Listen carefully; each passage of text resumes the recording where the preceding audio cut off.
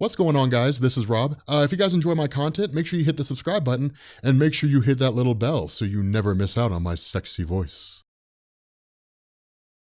So we are continuing on with Fear itself. And Fear, it is a really cool story. It is a pretty badass story. In this point, we pick up with Journey into Mystery. Now, those of you guys who don't know, Journey into Mystery, originally it was like a sci-fi story. It was a series of science fiction, mystery comics, whatever. And then Thor appeared. And then Thor was so popular that eventually Journey into Mystery became the Thor line of comics. For the most part, when Journey into Mystery was brought back, it basically revolved around Loki. And the reason for that, again, came out of Siege. And this is part of the things that we've talked about in the past, where we've said that Marvel does soft reboots, which is to say they shuffle up a character, they change status quos, but they don't do hard line reboots, despite the fact they need to.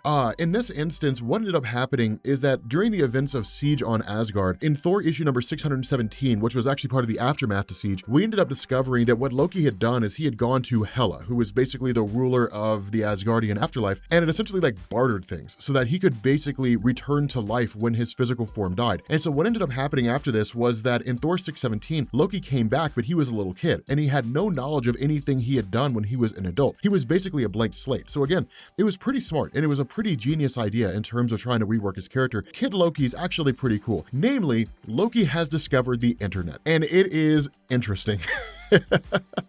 He's basically taking pictures of all these crazy things happening around Asgard, and people are just like, that's not like you had to have used a lens filter because obviously he's using Instagram. But anyway, one of the things to notice here is that Loki's basically being ridiculed by one of the other Asgardians, and this was par for the course. People remember him as the trickster, the bad guy, the one that's essentially brought nothing but ruin and pain upon Asgard itself. But for Thor, one thing to remember is Loki is his brother, and Thor really sees this version of Kid Loki for what he is. He's not really blinded by the things Loki's done in the past. And so the result is that he kind of chases a few of these bullies off and basically says, hey, look, this is kind of how these things go. Eventually it'll pass. And so it's kind of interesting here because Loki's saying stuff like when he discovered the internet, he's saying stuff like, I told people I was an Asgardian and they started calling me a troll. Like nobody on the internet believes me. And to me, it's such an awesome exchange, right? Because Thor's kind of like, well, I mean, Loki is, I am aware of the internet and we avoid it avidly because people on the internet are weird. I mean, not really, but it's just kind of a funny thing.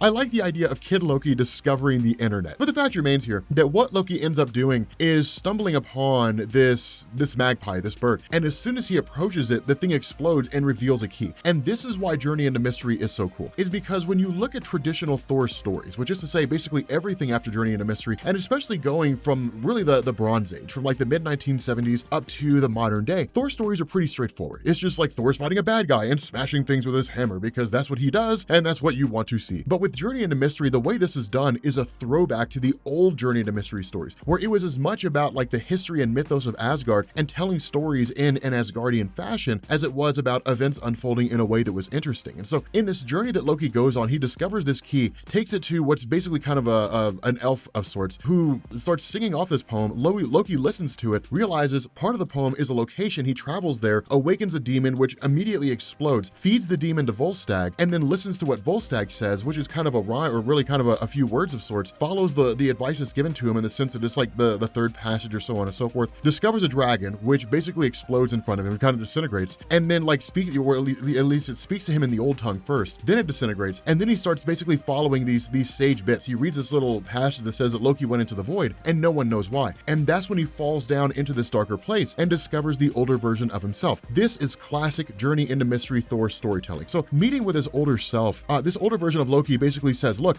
I am here to impart wisdom on you, and I'm the reason why you exist. Basically, I had bartered with Hela, everything that we said at the beginning of the video, and the idea was that I would be reborn in a new physical form. Now, this is important because this is not really the spirit of older Loki. It's more of a memory echo. But this is kind of an important thing because over the course of the Journey into Mystery line, which we may or may not cover, there will be points when Kid Loki will meet with his older self. And there's actually points in the modern Thor storytelling where Kid Loki will not only meet with his older self, he'll actually meet with the female version of himself, and then the modern day Loki will meet with Kid Loki and the female version and his original self. So it's really one of these things where because of the steps that Loki's taken to ensure his own existence, very akin to Voldemort and the Horcruxes, what this means is that there are sort of echoes of himself that exist out there in the Marvel landscape, which can be encountered by any one of his versions at any particular point in time, assuming that echo has already been created. But it's basically him saying, look, I have sage advice to give you, I have bits of knowledge to give you, you have to listen to this because there is a crisis coming to to Earth and to Asgard. Of course, we know that older Loki is speaking of the serpent. And these are important things to remember because by and large, Loki was always considered to be the trickster and the guy who created mischief, and that's true. But because of his experiences in traveling around the various cosmos, because of his experience in seeing and doing all these things, what this means is that Loki has a vast amount of knowledge, some of which is based on things he's not supposed to know. And so because of all this, he's a very, very huge resource if you can find a way to tap into that without incurring his wrath or letting him trick you or something along those lines. And that's what happens with Kid Loki. And it's kind of a cool thing because this is really Marvel saying like Loki is Loki is Loki is Loki. It'll always end up being the same. All of this has happened before and all of it'll happen again, to quote Battlestar Galactica, that all roads lead to Rome. That no matter how many times Loki's reborn, no matter how many times he returns to his former self, he will always end up becoming the Loki that we always know because that's what his character is. That's what he's about. And so what this story does is it basically segues into the tail bit of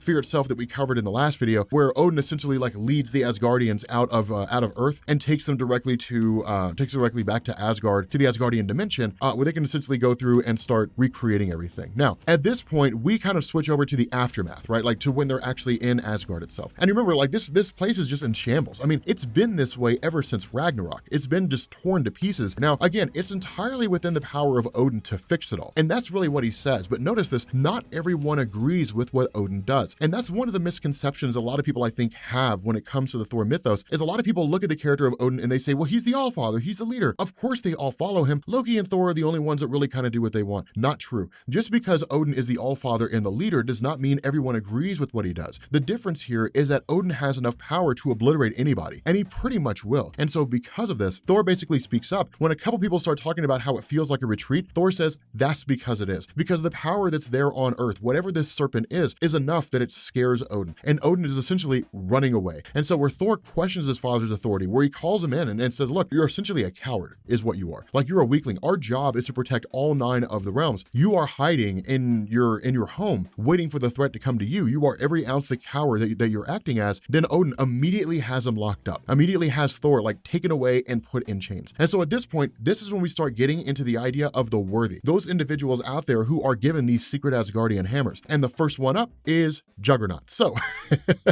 but what ends up happening is, of course, you have Juggernaut going through his workout time. 7 minutes is really all he gets. And then while all this is going on, a hammer crash lands into the prison. And of course, this is one of the things that you end up finding out. Those individuals who are worthy, the hammer will speak to them. They'll just hear words, voices, things like that emanating from the hammer itself. And so when Juggernaut picks it up, he basically ends up becoming Kurth, the breaker of stone. Now again, this idea of Juggernaut gaining another power source in addition to what he has will be a major plot point when it comes to this story. So this is something that I want you to keep in the back of your head as we go further through the Fear Itself event. But Juggernaut with this power is immense. I mean, he just starts smashing everything in his path. And so what ends up happening is we switch over directly to Steve Rogers, to Captain America, to Maria Hill, to Sharon Carter. And it's basically like the new Avengers roster combined with what passes for what's left of the Thunderbolts. And it's essentially this idea that like all this pandemonium and chaos is happening around the world, that these objects are crash landing. Now, in response to them landing, various places around the world, major metropolitan areas, are turning into absolute madhouses. Things are completely and totally going awry. And so Reed Richards chimes in as part of the Future Foundation. Remember, this comes after Hickman's Fantastic Four, so the Future Foundation's already been formed by that point. But Reed chimes in as a Future Foundation and says, look, a hammer or something like that has crash landed in New York. We're studying it at the moment, but it looks like it's it's of Asgardian nature. So this thing looks pretty intense. And then we switch over to the one thing everybody wants to see, the Incredible Hulk. This is one of the coolest things. This is what I love about you guys. Everybody loves the Incredible Hulk. What people love even more is when the Incredible Hulk gets something that modifies his power. What they love more than that is when he gets somebody else's power source.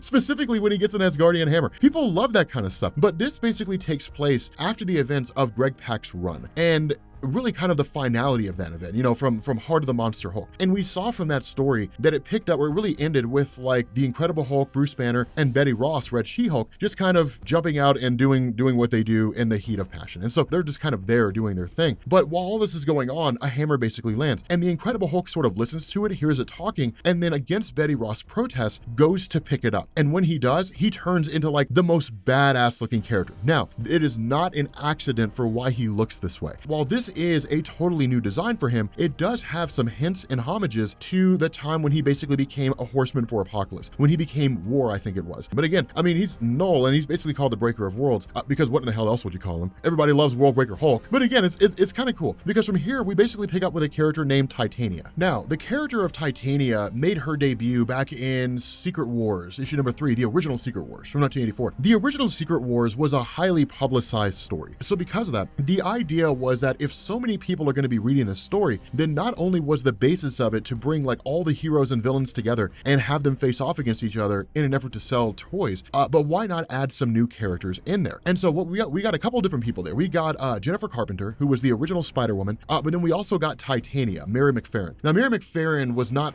really interesting up until that point. In fact, her origin story was pretty mundane. She was raised in the suburbs of Denver. She was shy, she was timid, and never really had anything going for her. The idea was that during the events of Secret Wars, before Doctor Doom had stolen the power of Galactus and then eventually the power of the Beyonder, what he had done was he had basically created kind of like a supervillain team trying to recruit people to his side. And so what ended up happening here is that Doom discovered Mary and another character, and I can't remember her name, like Vanessa, I think it was, and then in turn basically endowed them with powers. Now, Mary was endowed with basically super strength, durability, different things like that, and she was also like grown in size. So she became a lot more voluptuous, and she became a lot stronger, a lot more muscular than her previous version had been. Now, after the events of Secret Wars, she kind of had an on-again, off-again relationship with Crusher Creel, which basically became more solidified by the mid-1990s. And so by that point going forward, they were just kind of together. But from there, like what ends up happening, she's one of the people who basically seizes a hammer for herself. It crashes, she grabs it, picks it up, and then she tells Absorbing Man, you have a hammer waiting on you. And this is kind of a big deal because Crusher Creel is someone who can basically absorb various metals and turn himself into those metals, absorb their properties. And so in turn, giving him a hammer, I would argue he could potentially be one of the most powerful. Now, we'll find out as time goes on, but it's somewhat of a cool thing because in this moment, with all the worthy basically being selected, or a huge number of them being selected, essentially the Serpent starts reaching out to all of them and saying, your job now is to basically fill the world with chaos, to seed as much chaos, destruction, and fear as you possibly can. And when that's done, we'll take the next step. And that's exactly what they do. They start ripping through and tearing things up. Now, this fear spreads more fear. I mean, the Incredible Hulk running through, ripping things to pieces, Red She-Hulk doing what she can. It's instilling as much fear as possible because now you have all these people with these insane levels of strength and power who are just running rampant across the face of the earth. And where the Avengers try to respond, the problem with this is that their communications network is essentially taken down when the White House and the Capitol are totally obliterated. And so where Captain America kind of sends out the SOS and says Avengers Assemble, there's no one there to respond. No one answers him. And so essentially everyone's kind of scattered to the four winds. It's pandemonium. It's a worst case situation. It's pretty messed up and it's pretty rough, but it's amazing. With that being said, guys, we're going to bring this video to an end. If you are new here to Comics Explained, make sure you guys hit the sub button to become part of the Rob Corps. If you guys enjoyed this video, make sure you drop a like,